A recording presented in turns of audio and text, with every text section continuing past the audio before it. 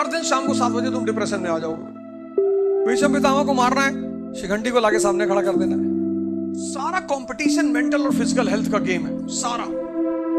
24 घंटा किताब ही लिए पड़ा रहता है, पढ़ लिए जितना पढ़ना था।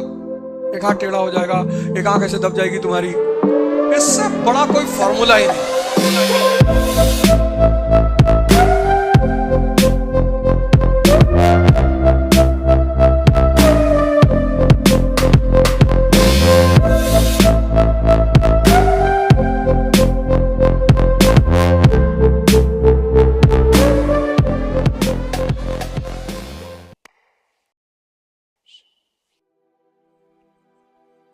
कंपटीशन, अब दोनों में बहुत फर्क है।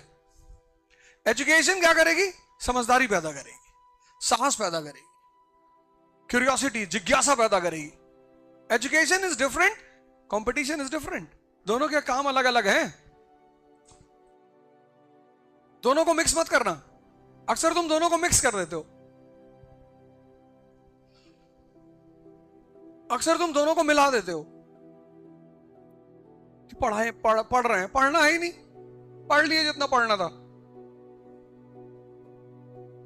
एजुकेशन युद्ध है। मैं तुमको बहुत बड़ा एग्जांपल देता हूं, सॉरी, कंपटीशन। तो एजुकेशन का काम क्या है? एजुकेशन का काम है तुम्हारे अंदर जिज्ञासा पैदा करना, क्यूरियोसिटी। एजुकेशन का काम है तुम्हारे अंदर समझ पैदा करना, अंडरस्टैंडिंग। एजुकेशन का काम है तुम्हारे अंदर साहस पैदा करना, डेयरनेस। ये सब एजुकेशन का काम है। और अगर ये सारी चीजें पैदा हो गई तो भगवान की स्थिति में आ जाओगे। Example, doctor B.R. अम्बेडकर, उससे बड़ा कोई एग्जाम्पल ही नहीं। अब की बार 14 अप्रैल को उनका बर्थडे जब आएगा तो एक दूसरे को किताब गिफ्ट करना, उस पर लिखना बाय डॉक्टर B.R. अम्बेडकर, फिर किसी को गिफ्ट कर देना। क्योंकि उनके हाथ में हमेशा क्या होता है? किताब होती है। उस आदमी ने अपनी तकदीर बदली किसके बल पे? किताबों के बल पे। तभी तो उन्होंने कहा शिक्षा शेरनी का दूध है। अगर शिक्षा तुम्हारे अंदर ये सारी चीजें पैदा कर ले गई, देखो उन्हें समझना है, धर्म को समझना है क्या है धर्म। समझ तो इतनी ज्यादा है उस आदमी के अंदर। साहस, ये नहीं मानता मैं, पुरानी परंपरा रीत रिवाज नहीं मानता, जाओ जो करना है कर लो। साहस नहीं है? तो फिर उस आदमी ने पूरी दुनिया में जितने लोग परेशान थे, जाति नहीं, सिर्फ दलित परेशान है, ब्राह्मण नहीं परेशान है, मुसलमान नहीं परेशान है, तो दुनिया में जितने भी लोग परेशान हैं, सबके लिए डॉक्टर अंबेडकर ने कहा कि अगर तुम अपनी परेशानी से बाहर निकलना चाहते हो तो ज्ञान को पकड़ लो, सबसे प्यारा रास्ता है।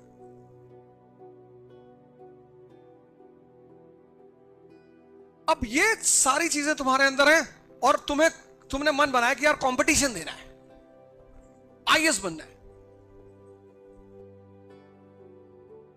अब यहां पर मामला बिल्कुल चेंज हो जाएगा। अब कंपटीशन में कौन कौन है? तुम हो X, तुम्हारे साथ भीष्म पितामह भी कंपटीशन दे रहे हैं, महाभारत वाले। द्रोणाचार्य दे रहे हैं कंपटीशन, 3 लाख किताबें पढ़ रखी। कर्ण तुम्हारे साथ कंपटीशन दे रहा है। अश्वत्थामा 24 घंटा किताब ही लिए पड़ा रहता है। महाभारत बड़ी प्यारी चीज है।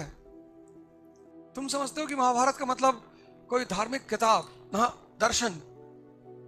हर आदमी महाभारत से, हर आदमी महाभारत में, हर ऐसा कोई आदमी नहीं जिसके जीवन में महाभारत ना हो। और हर आदमी जो महाभारत, चूंकि हर आदमी महाभारत में, अब इन सबके साथ कृष्ण किसके साथ रहेंगे, ये बहुत इंपॉर्टेंट है। क्योंकि कृष्ण मतलब वो आदमी जो तुम्हें सिर्फ डायरेक्शन देगा, बाकी कुछ नहीं करेगा।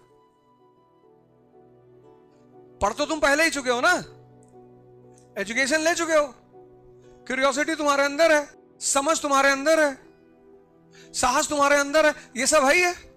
लेकिन अब तुम कंपटीशन में कूद पड़े, और कंपटीशन में तुम्हें क्या चाहिए? डायरेक्शन चाहिए। क्योंकि इनके पास भी तो है समझ, साहस। ये कम बड़े योद्धा हैं, पूरा डीडी बसु रटा हुआ है, जहां से पूछो वहां से बताएं। और तुम अर्जुन 21 साल के बच्चे, और तुम जब इन बुजुर्गों को देख रहे हो जो स्टोन एज से तैयारी कर रहे हैं, तुमको लग रहा है यार मेरा कैसे होगा यार। बड़े सारे लड़कों का ये सवाल होता है कि सर माय 21 ईयर एज, यार many people 30 year, 30, 35, pre historic period, 10-10 हजार साल से तैयारी कर रहे हैं सर। जैसा तुमको बेचैनी हुई ना, ऐसे इसको भी हुई महाभारत के ग्राउंड में, अर्जुन को भी, कि मेरा तो सर सिलेक्शन ही नहीं होगा। अरे कृष्ण का पेपर मैं बना रहा हूं, मैं बताऊंगा तुझे, पढ़।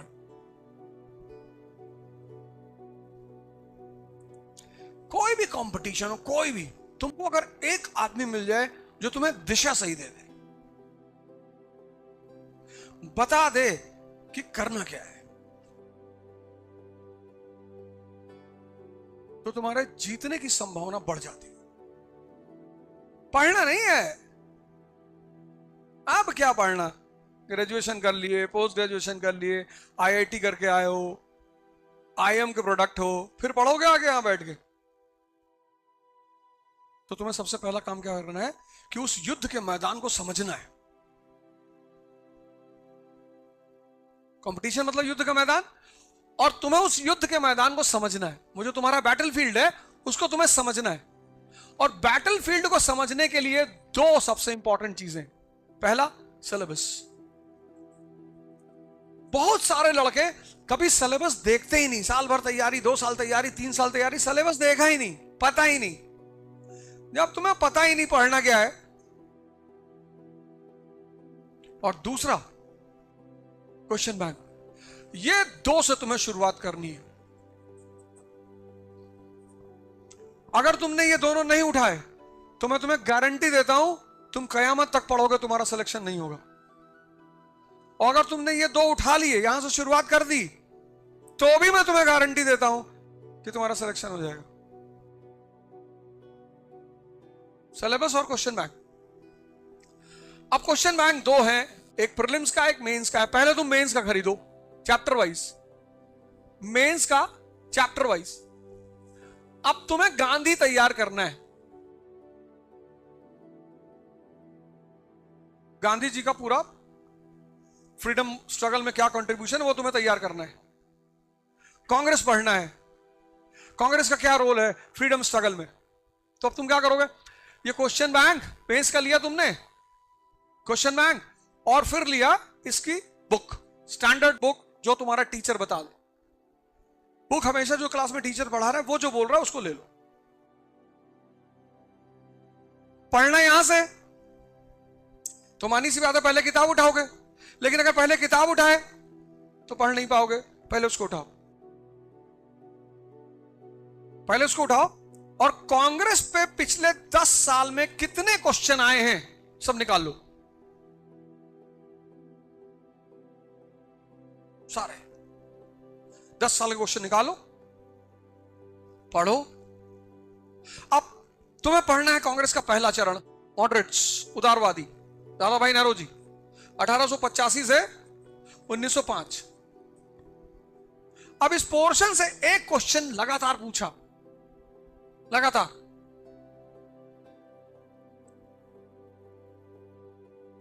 Moderates face of Congress was a failure. जो उदारवादी फेस है कांग्रेस का वो असफल फेस है, पॉलिटिकली फेलियर है। अब तुम्हारे दिमाग में बैठ गया कि अच्छा, पढ़ते वक्त ये पता करना है कि फेलियर है ये लोग, पॉलिटिकली ये फेल है, इनको सरकार ने कुछ नहीं दिया। अब ये तुम्हारे दिमाग में बैठ गया कि क्या क्या पता करना है, क्या फाइंड आउट करना है? जब मैं कांग्रेस चैप्टर पढ़ूंगा तो मुझे फाइंड आउट क्या करना है? तो फाइंड आउट यही करना है कि कांग्रेस जो पहला चरण है मॉडरेट का, वो चरण राजनीतिक रूप से असफल है। अब तुमने कांग्रेस की हिस्ट्री पढ़नी शुरू की 1885 से 1905, तो जब तुम पढ़ोगे तो तुम देखोगे कि कांग्रेस कब बनी? 1885 में। 1892 का अधिनियम आया, एक्ट ऑफ 1892। किसकी दबाव की वजह से आया? इनकी दबाव की वजह से आया। नहीं आया? आया। वेल्बी कमीशन इनके दबाव की वजह से आया। ये बार बार कह रहे थे ना, drain of wealth, drain of wealth, drain of wealth. Bharat का पैसा तुम लोग लूट के ले जा रहे हो, भारत का पैसा तुम लोग लूट के ले जा रहे हो। सरकार ने अच्छा कमीशन बनाते हैं, वेल्बी कमीशन। इस कमीशन को बनाया यह पता करने के लिए कि भारत का पैसा कहां खर्चा होता है, जिससे कि इन उदारपंथियों को जवाब दिया जा सके। फिर एचिसन कमीशन, एचिसन कमीशन किसके लिए? सिविल सर्विस के लिए।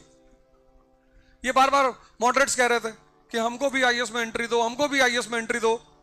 बोले अच्छा कर लोगे नौकरी? तो ये सिविल सर्विस का रिव्यू करने के लिए 1885, जब भारत के लोग, जब राष्ट्र है ही नहीं, there is nothing called nation. राष्ट्र नहीं है, नेशन है नहीं, there is nothing called nation. राष्ट्र है ही नहीं। 90% लोग गरीब, 90% लोग अशिक्षित, 90% गरीब, 90% अशिक्षित। कोई बाहर निकलने को तैयार ही नहीं। पता हो तब तो निकले। अब राजनीति में तुम डीएम बंगले के सामने नारा लगा रहे हो, महाराष्ट्र सीएम हाय हाय, और अकेले खड़े हो। तुमको पता है तुम्हारे साथ क्या होगा? एक हाथ टेढ़ा हो जाएगा, एक आंख ऐसे दब जाएगी तुम्हारी, और तुम्हारे साथ 50,000 लोग हैं, तुम नारा लगा रहे हो। सोचो ये बेचारे अकेले नारा लगा रहे हैं, और तब इनको इतनी चीज मिली। ये फेलियर है। इसके साथ साथ इन्होंने बड़े सारे काम किए। उसमें सबसे बड़ा काम किया, भारत की जनता को सिखाना शुरू किया। क्या? Modern politics. आधुनिक राजनीति होती क्या है? ये काम नहीं है।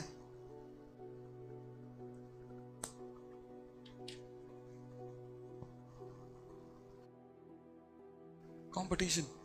सबसे पहला कंपटीशन में काम क्या होता है? क्या होता है?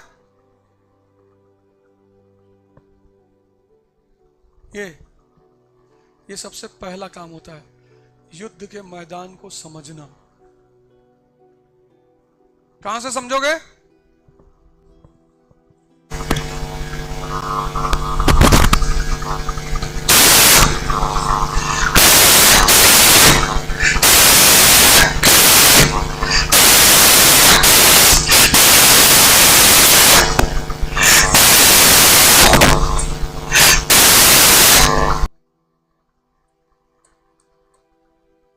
ये पहला काम है।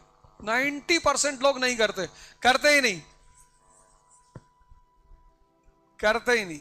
मैंने तो देखा लोग मिलने आते हैं, 4 साल से तैयारी कर रहे हैं। अंशौल देखे मेंस का? नहीं सर, नहीं। सऊदी ले जाएंगे, ऊंट के पीठ पे बैठा दौड़ाएंगे तुमको। 4 years I am preparing for 4 years। 4 नहीं, तुम 400 ईयर से तैयारी करोगे तो कुछ नहीं होगा तुम्हारा। तुमको पता ही नहीं क्या पढ़ना है और कैसे पढ़ना है। No sir, I have done 3 coaching, you do 300 coaching. अब रावण को कहीं भी मारो, जब तक तुम उसकी नाभि में नहीं मारोगे मरेगा? नहीं मरेगा। भीष्म पितामह को मारना है, शिखंडी को लाके सामने खड़ा कर देना है, बस सिंपल।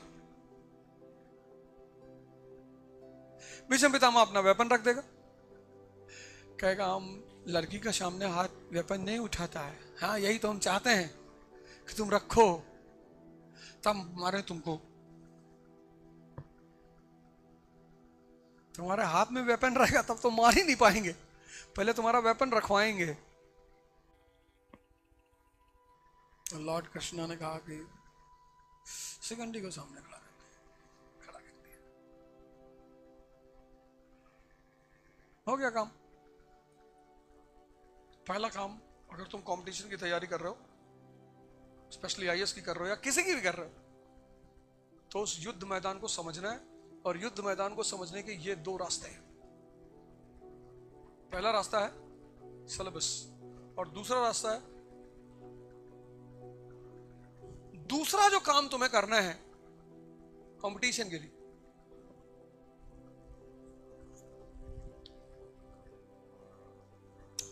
अब जब तुम कॉलेज में पढ़ने जाते हो तो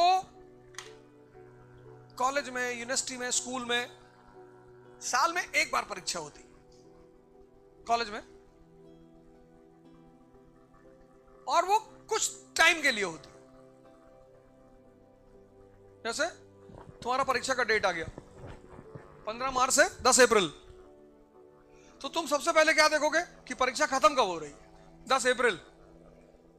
तुम सुकून की सांस लो, या तुम्हारे दिमाग में 10 अप्रैल चलेगा, 10 अप्रैल, कि 10 अप्रैल को निर्वाण।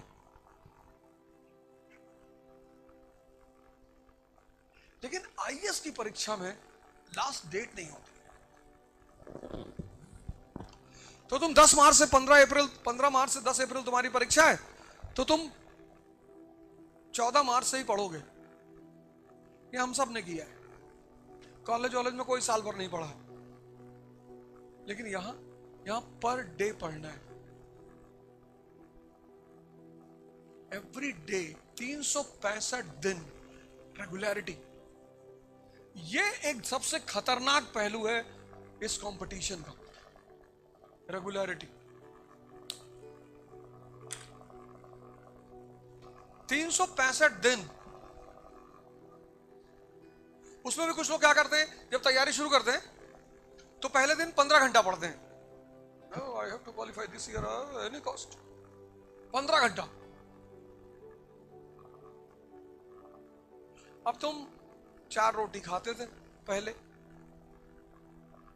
और एक दिन तुमने 50 खा ली, फिर दूसरे दिन 50, फिर तीसरे दिन 50, चौथे दिन तुम आईसीयू में रहोगे, क्योंकि तुम्हारे पेट को आदत नहीं 50 खाने की। ऐसे तुम्हारा मन है, ये भी पेट है। यहां आने से पहले तुम पढ़ते ही नहीं थे, या बहुत पढ़ते थे तो 1-2 घंटा पढ़ते थे, और अब 15।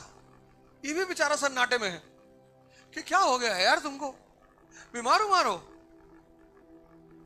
अब तुमने 10 दिन तो ताव में पढ़ लिया, 11 बजे किताब देखने की इच्छा नहीं हो रही है। पढ़ना तो बहुत दूर, देखने की इच्छा नहीं हो रही, देखने की। 90% लोगों के साथ होता है ये। दिल्ली आते हैं, बहुत ताव में आते हैं, चश्मा वश्मा लगा के, ऐसे हिंदू हाथ में लिए हैं, न्यूज़पेपर, बाल वाल एकदम कायदे से, और चश्मा वश्मा लगा के, और बहुत सीरियस एटीट्यूड में। और शुरुआत के दिनों में एक दूसरे से डिस्कशन करते हुए कि यूक्रेन या जेलेंस्की, क्या जेलेंस्की, नॉट गुड जेलेंस्की। आता तो कुछ है नहीं, पर 4 बार जेलेंस्की तो बोलना है ना। अगर तुम्हें रेगुलरिटी बनाना, मैं तुम्हें एक फॉर्मूला बता देता हूं, शानदार फॉर्मूला, आज तक मिस नहीं हुआ।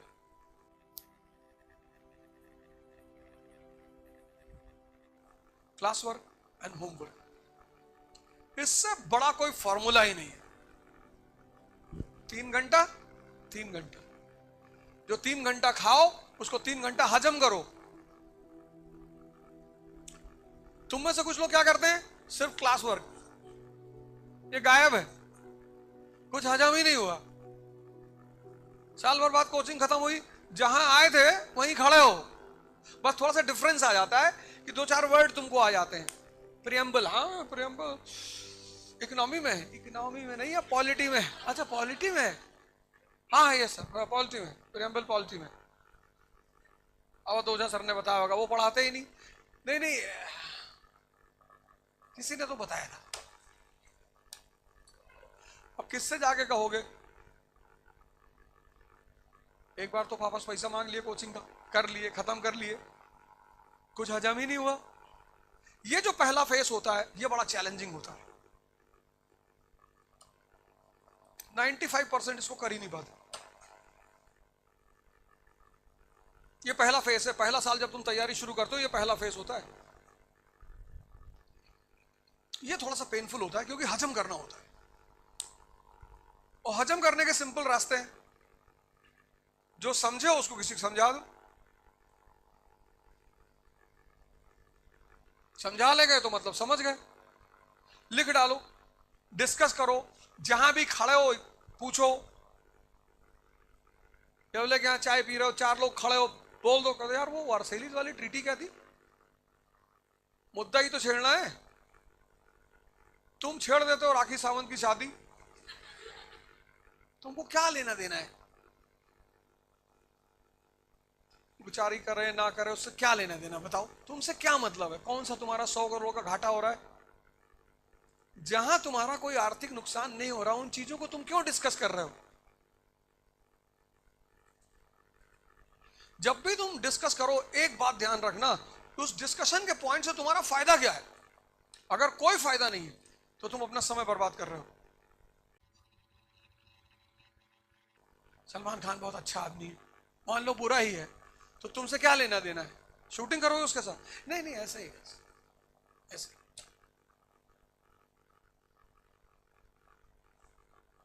वो जो तुम मुद्दे उछालते हो ना बाहर, चाय पीते वक्त, खाना बनाते वक्त, वो मुद्दे बहुत प्यारे होने चाहिए। जो तुमने दिन में पढ़ा है वही उछाल दो, हो गया डाइजेस्ट। ये दूसरा है रेगुलरिटी, इससे बड़ा कोई फार्मूला नहीं। ये फेस थोड़ा सा चैलेंजिंग फेस होता है। इस फेस में तुम्हें कोचिंग बहुत काम आती है, बहुत। कोचिंग का काम ही यही है, यही, और कोई काम नहीं कोचिंग का। यही सेकंड फेज को पूरा कराना कोचिंग का काम है, जिसमें सबसे बड़ा काम है तुम्हारा रेगुलरिटी, तुम्हारा होमवर्क, ये सारा काम कोचिंग का। ये सेकंड फेज कोचिंग का है। अगर तुम कोचिंग नहीं करते हो, तुम्हें ऐसा कोई आदमी घर में मिल गया, या तुम सेल्फ डिसिप्लिन आदमी हो, तुम्हें बाहर से डिसिप्लिन लेनी ही नहीं, फिर तो कोई बात ही नहीं। फिर तुम तो कोचिंग ना करो, कोई फर्क नहीं पड़ता। तुम सेल्फ डिसिप्लिन आदमी हो, मतलब तुम्हें बाहर से नहीं चाहिए कोई आदमी जो तुम्हें डिसिप्लिन करे, तुम अपना काम खुद ही करोगे, फिर तो तुम्हें नहीं चाहिए कोचिंग। पर ऐसा 100 में से सिर्फ 2-4 लोग होंगे, सब नहीं होंगे। ये थोड़ा सा टफ फेस होता है, थोड़ा सा, क्योंकि हर दिन तुम डिप्रेशन में आओगे, हर दिन, एवरी डे, हर दिन शाम को 7 बजे तुम डिप्रेशन में आ जाओगे। तुमको लगेगा यार सिलेक्शन नहीं होगा यार। फिर दूसरे दिन तुम क्लास पहुंचोगे, वो टीचर मिलेगा तुमको और कोई कहानी सुना देगा, तुम फिर फॉर्म में आ जाओगे, दिन भर बैठ के पढ़ोगे। फिर शाम को डिप्रेस हो जाओगे, फिर वो मिल जाएगा।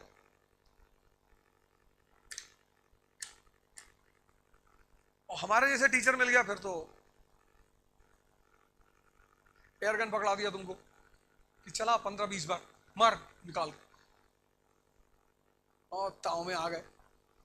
10-12 गुब्बारे कमरे में मान लिए उड़ा रहे हैं, ये इसको मारे, इसको मारे, ये बगल वाले चाचा हैं बहुत गाली देते हैं, मारे काम से। एंटरटेनमेंट होना चाहिए लाइफ में, एंटरटेनमेंट होना चाहिए। वो तुम कैसे करोगे तुम डिसाइड करोगे। गुड्डू फोटो लगा ली, 4-5 गोली सुबह उठकर मार दिए, थोड़ा सा सुकून कलेजे को मिला। माफ जिंदगी में किसी को नहीं करना है, क्योंकि ये भगवान की क्वालिटी है, रहीम वही है। हम तो अवध हो जाएं, हम कहां हैं। माफ नहीं करना है किसी को भी, बस राइट टाइम आने का इंतजार करना चाहिए। और वो जो इंतजार है वो बड़ी मजेदार चीज है। कुछ लोग होते हैं रोते रहते हैं, बताएंगे, बताना क्या है। दुनिया में दो ही चीज का मजा है, एक शोषण होने का जब तुम कमजोर हो, शोषण हो रहा है, तुमको मजा आ रहा है, तुम सामने वाले से करो और करो भैया। जिस दिन सत्ता तुम्हारे हाथ में पहुंची तुमने शोषण करना शुरू कर दिया। बस दो ही मजा है, एक होना, लेकिन पता होना चाहिए कि हो रहे हैं, और दूसरा करना। अब तुम तैयारी कर रहे हो, कोई आदमी आके तुमसे डेली कह रहा है सिलेक्शन तुम्हारा नहीं होगा, कितना यहाँ, जब कोई कहता नहीं होगा यहाँ कितना दर्द होता है। और तुम्हें फर्स्ट रैंक आ गई आईएएस में, और वही आदमी भाग कर आया सबसे पहले तुम्हारे पास, और तुमने उससे कहा कि भाई तेरी शक्ल जो है ना डॉबरमैन की तरह है। फिर वो भी मुस्कुरा रहा है कि बड़ी वाली बुआ भी यही कहती है भैया। ये फेस थोड़ा सा चैलेंजिंग है, थोड़ा सा। ये इसी फेस में 90% लोग तैयारी से बाहर हो जाते हैं। अच्छा, एक तो ये वाला फेस करते नहीं है, ये वाला, ये वाला तो वैसे ही डिस्टर्ब रहते। बाजार निकले, सदाशिवपेट में घूम रहे हैं, 3 लड़के बात कर रहे हैं कि यार इस बार जो है 40 क्वेश्चन आए थे एचएन मल्होत्रा से। एचएन मल्होत्रा? वे बगल में खड़े हो गए, सीरियसली सर ये कौन सी किताब है क्वालिटी की नई किताब है। अच्छा, गए भाग के एचएन मल्होत्रा का उठा लाए। तुमको तैयारी करते वक्त एकदम क्लियर होना चाहिए कि ये 15 किताबें यही पढ़ना है, ये मेरा सिलेबस, ये मेरी अनसॉल्व, बाहर जाना ही नहीं। ज्यादा टेंशन है अपने टीचर से जाके पूछ लो, और कहता ना मास्टर गलत किताब मत बताना, मेरा बड़ा वाला भाई 3 साल से बंद है, वो बेचारा नहीं बताएगा। तो यहां क्लियर हो जाओगे तो 50% समस्या कम हो जाएगी। एंथुसियाज्म में आ जाओगे कि सब नहीं पढ़ना है, 50% सिलेबस पढ़ना नहीं, फिर यहां थोड़ा सा मेहनत करना तो पड़ेगा यार। यही फेस चैलेंजिंग है आईएएस की तैयारी में, आईएएस, नीट, आईआईटी। फिर तीसरा फेस, ये बड़ा शानदार फेस है और बड़ा प्यारा फेस है, इसमें आदमी मजा लेता है। ये प्रैक्टिस का फेस, शुद्ध प्रैक्टिस का फेस, ये तो मजेदार फेस है। इसमें क्या करना है, पर डे मेंस के 3 क्वेश्चन लिखने, पर डे 3, पर डे। महीने में कितना हुआ 60, 10 महीने में कितना हुआ 600, और 600 आंसर जिस दिन लिखोगे आंख बंद करने की लिखने की प्रैक्टिस पैदा हो जाएगी। आंख बंद करके मेंस जाके बैठ के लिखोगे, ऐसे आंख चलती रहेगी और तुम पीछे मिर्जापुर देख रहे होगे तो आके लिख रहे हो। आदत, तुम देखो जब साल भर गाड़ी चला लेते हो हा? तो फिर कोल्ड ड्रिंक भी पी रहे हैं, गाड़ी भी चला रहे हैं, आदत पड़ गई ना। ये बड़ा मजेदार फेस है, इसमें तुम्हें मेहनत नहीं करनी, मतलब इसमें तुम्हें स्ट्रेस नहीं मिलेगा, टेंशन नहीं मिलेगी, क्योंकि इस वाले फेस में तुम्हारा सब तैयार हो गया। ये तैयारी का फेस है, यहां फालतू वाले काम मत करना। और 1 साल, मतलब जितने लोगों को 2026 में एग्जाम देना है, 1 साल मेरे साथ रहो बस। जो मैं करता जा रहा हूं, वो आज सुबह भी मैंने क्लास में कहा था, मैं तुमको हर महीने पुणे में मिलूंगा, हर महीने। और जो 2-3 चीजें मैंने बताई हैं, वो जो दूसरा टीचर आएगा उसको बोलना है कि सर आप टेंशन मत लो सर, क्वेश्चन दे दो हमें बस, या क्वेश्चन भी तुम ही निकाल लो उस टॉपिक का, उससे कह दो सर इस क्वेश्चन का मॉडल आंसर दे दो सर, कल लाके दे देना सर। मतलब टीचर को तुम मिनिमम बॉदरिंग करो, उसे भी लगे यार कि लड़के परेशान नहीं कर रहे। ये फेस, ये तो शानदार फेस है, मेहनत है इसमें, मेहनत है। प्रीलिम्स 30 क्वेश्चंस पर डे, महीने में 90,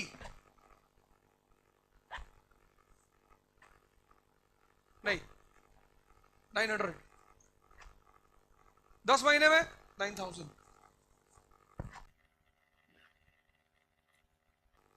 और एक क्वेश्चन पे 4 क्वेश्चन तैयार करो, 4 फैक्ट तैयार करो। कर्जन के ऊपर एक क्वेश्चन किया तो कर्जन से जितने इंपॉर्टेंट पॉइंट्स हैं यही लिख लो। तो अगर हर क्वेश्चन में तुमने 4 नए फैक्ट तैयार किए तो टोटल हो गया 36,000, 36,000। इसमें से कितने करने हैं? 60 प्रीलिम्स वाले थे।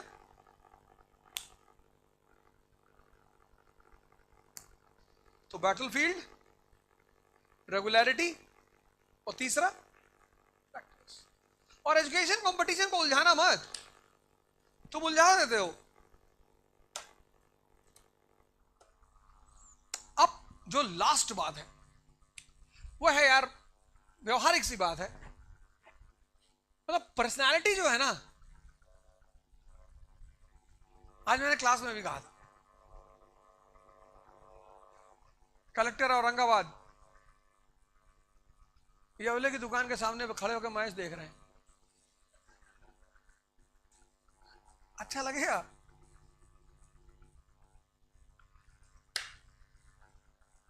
तुम बस सोच के देखो, एसएसपी लातूर जेसीबी खुदाई चल रही, वहां खड़े हैं 2 घंटा, ये गहरा खोद रहा है, जेसीबी बैक हो रही है, उसको बैक करवा रहा है, और ले ले, आ ले, पीछे ले ले, लाइट राइट दबा ले। स्टेडियम में बैठ के मैच देख रहे हैं 5 घंटा 6 घंटा, ताली बजा रहे। अधिकारी हो यार, मुंबई में रहोगे, पुणे में रहोगे, मैच तो होगा ही, पूरी पूरी टीम को बुला लेना अपने ऑफिस में, सिक्योरिटी प्रोटोकॉल तुम्हारे पास होगा, बुला लेना। शर्मा सर आओ जरा यार ऑफिस, आ रहे सर। सिक्योरिटी क्लियरेंस तो तुम्ही को देना, नहीं तो मैच कहां होगा? तुमने कह दिया थ्रेड टुडेज मैच, थ्रेड आज ना हो पाएगा। ये जो मर रहे हो, पढ़ाई कर रहे हो, ऐसे ही तो तुमको अपने आप को रिफ्रेश करना है, तो लिटरेचर पढ़ो। लिटरेचर में सटायर, हंसोगे बैठ के तुम। मराठी हो तो मराठी में एक से एक सटायरिस्ट है। सटायर मतलब व्यंग, जिसको तुम पढ़ोगे तो हंसी आएगी। ऐसा अगर हिंदी में पढ़ना चाहते हो मैं तो बता सकता हूं, पराग दरबारी, हरशंकर परसाई, बहुत बड़े सटायरिस्ट हैं हिंदी में, मतलब व्यंग सटायर। पढ़ते पढ़ते ऊब गए, 2-4 पेज पढ़े, हंसने लगे, हाँ हंस रहे, रिलैक्स हो जाओगे, ये मन की नसें खुल जाएंगी। कभी मन का मूवी देख लिया। एक गेम कोई जिंदगी में कोई भी, स्विमिंग तो बेस्ट है, मतलब हर तरह से सूटेबल है। और पुणे में तो बहुत सारी जगह है। कल मैंने तो बताया विश्रांत वाड़ी में एक है स्विमिंग पूल, 100 रुपए महीना, कंप्लीट एक्सरसाइज, 0 नॉनसेंस।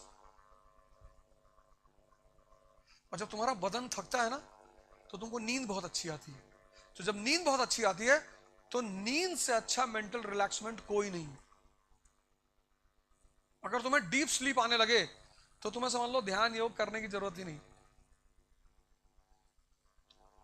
क्योंकि डेली 7 घंटा 8 घंटा पढ़ोगे, यहां स्ट्रेस पैदा होगा, उसको ओवरकम करना है। तुम्हारी जो कंपनी हो वो मजेदार होनी चाहिए। चतुर्लिंगम टाइप के लोग नहीं होने चाहिए कंपनी में कि एग्जाम के टाइम दूसरे कमरे में किताब डाल रहे हैं।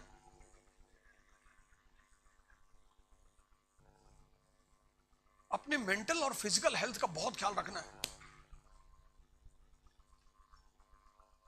सारा कंपटीशन मेंटल और फिजिकल हेल्थ का गेम है सारा। म्यूजिक बड़ी प्यारी चीज है,